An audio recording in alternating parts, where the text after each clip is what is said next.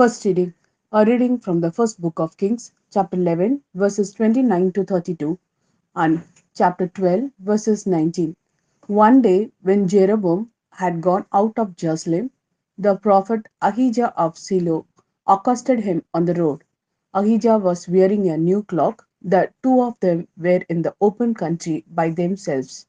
Ahijah took the new cloak which he was wearing and tore it into 12 strips, saying to Jeroboam, take 10 strips for yourself, for Yahweh.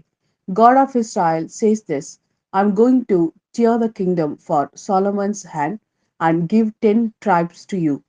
He will keep one tribe for the sake of my servant David and for the sake of Jerusalem, the city which I have chosen out of all the tribes of Israel.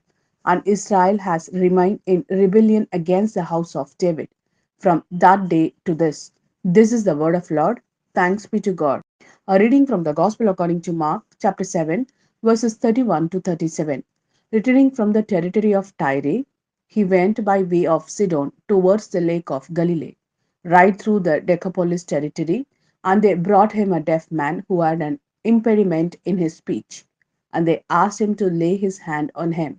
He took him aside to be by themselves, away from the crowd, put his fingers into the man's ears, and touched his tongue with spittle. Then, looking up to heaven, he signed, and he said to him, Ephphatha, that is, be opened. And his ears were opened, and at once the impediment of his tongue was loosened, and he spoke clearly. And Jesus ordered them to tell no one about it, but the more he insisted, the more widely they proclaimed it.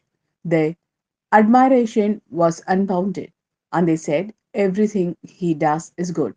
He makes the deaf hear and the dumb speak.